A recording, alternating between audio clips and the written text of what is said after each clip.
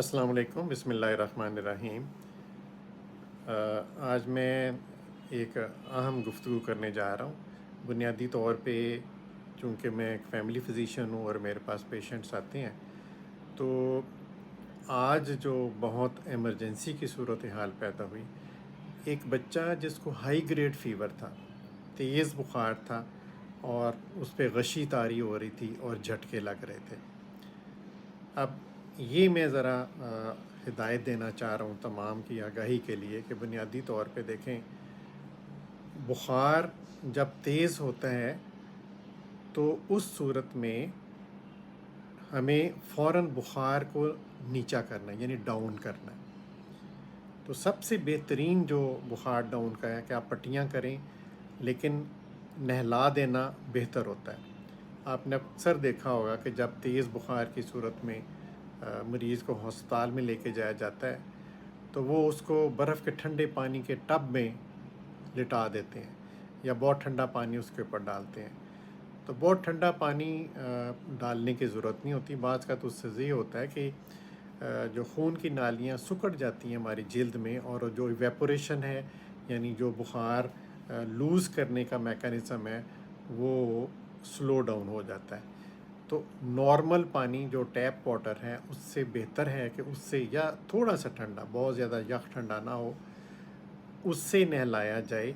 آپ سر پہ پانی نہ ڈالیں، بچے کو یا جو بھی ہو بڑا ہو اس کو ٹیپ کے نیچے کھڑا کر دیں اور وہ گردن میں، یعنی گردن پہ پانی اور پورے جسم پہ بہے، تو وہ چند سیکنڈز میں بلکہ منٹوں میں بخار نیچے آ جائے گا۔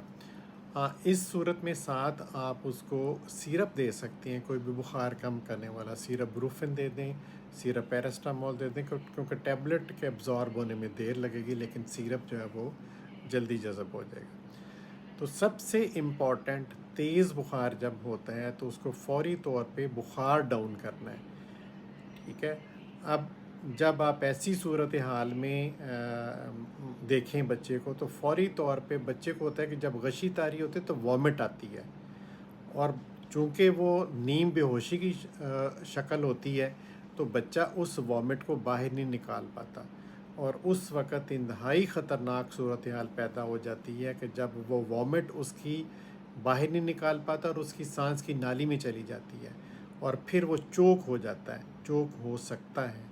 یہ انتہائی خطرناک صورتحال ہے، اور اس صورت میں بچے کے منہ سے جھاگ نکلنا شروع ہو جاتی ہے کیونکہ سانس رکتا ہے اور وہ نیلا ہونا شروع ہو جاتا ہے۔ تو فوری طور پہ آپ اس کو کروٹ پہ لٹا دیں، دائیں کروٹ یا بائیں کروٹ، لیکن الٹا کر دیں۔ اگر چھوٹا بچہ تو ٹانگوں سے پکڑ کے اونچا کر دیں اور کمر پہ پیٹ کریں، تھپ تھپائیں تاکہ وہ جو وامٹ ہے باہر نکال لیں۔ اور یہ اسی لیے ہوتا ہے کہ جب وہ بچے کا ہائی گریڈ فیور اس کے دماغ کو چڑھتا ہے تو وہ وامٹ کرتا ہے، جھٹکے لگتے ہیں، بے ہوش ہوتا ہے۔ تو یہ ایک انتہائی خطرناک صورت ہے۔ جب اس صورتحال میں آپ ایمرجنسی میں لے کے جائیں گے تو وہ ڈاکٹر یہی سمجھیں گے اس کو گردن توڑ بخار ہے، تو وہ پھر اس کی کمر سے پانی نکال لیں گے، ٹیکے کے ذریعے اس کو چیک کروائیں گے کہیں گردن توڑ بخار نہیں ہے، لیکن بیسیکلی وہ فیبرائل فٹ ہوتا ہے، تیز بخار کے جھٹکے ہوتے ہیں۔ تو اس کے ساتھ ہی میں آپ کو یہ آگاہ کر دوں کہ دیکھیں، بخار ایک علامت ہے۔ ہمارے بچے کو یا بڑے کو ہم بخار کو لفٹ نہیں کرواتے، کیونکہ بخار تو ایک علامت ہے، کسی نہ کسی جگہ پہ ہڈن انفیکشن ہے۔ بعض کا تو وہ ظاہر ہو جاتی ہے، فلو ہوگا، گلا خراب ہوگا، فرنجائٹس ہے، چیسٹ انفیکشن ہے، پیٹ کی انفیکشن ہے، یورین کی انفیکشن، یعنی کہیں نہ کہیں انفیکشن ہے، سکن اینڈ سافٹ ٹیشو کی گڑ یا پھنسیاں ہیں، تو کہیں نہ کہیں انفیکشن ہے، اور بخار ایک علامت کے طور پہ ظاہر ہوتا ہے۔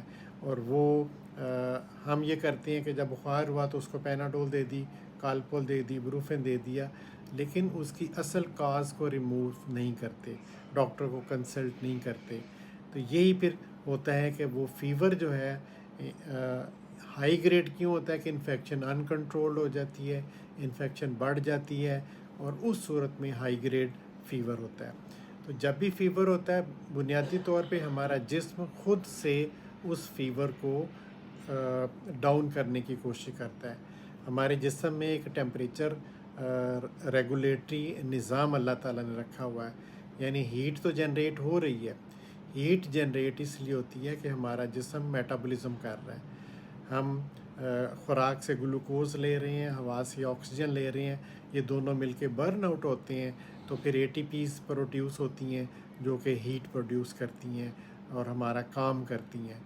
اب اس ہیٹ کو لوز کرنے کا نظام ہے.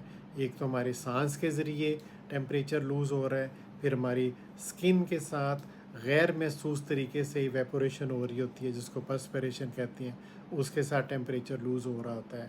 یورن کرتے ہیں، پخانہ کرتے ہیں، تو یہ ان کے سب کے ذریعے ہم ٹیمپریچر کو، ہیٹ کو لوز کر رہے ہوتے ہیں. اور وہ ٹیمپریچر ریگولیٹری جو سینٹر ہے اس نے ایک بیلنس رکھا ہوتا ہے، اور اس کو جو پروگرام دیا اللہ تعالیٰ نے انسانوں کے لیے کہ اس کا 37 ڈگری سینٹی گریڈ یا 98.4 ڈگری فارن ہائٹ ٹیمپریچر رہے گا، تو اسی پہ وہ اس کو کنٹرول کرتا ہے.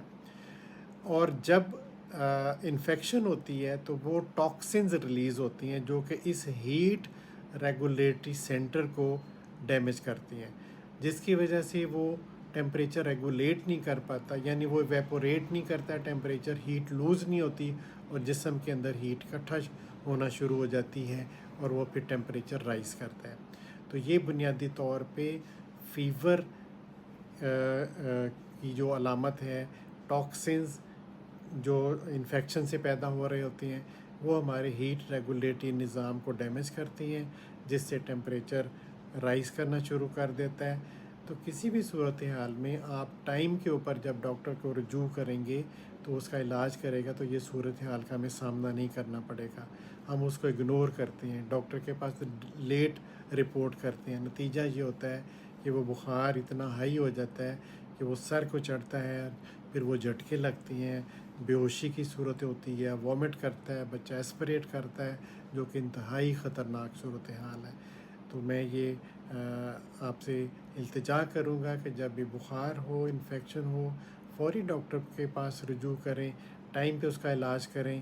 اور جب بھی تیز بخار ہو اس کو ڈاؤن کریں، آپ پٹیاں کر کے، نہلا کے، کوئی اینٹی پائریٹک سیرپ دے کے، تاکہ یہ صورتحال جو ہائپر پیریکسیا یعنی ان کنٹرولڈ ہائی گریڈ فیور ہے جو کہ سر کو چڑھتا ہے اور ایک گردن توڑ بخار کی سی کیفیت پیدا ہو جاتی ہے، جھٹکے لگتے ہیں.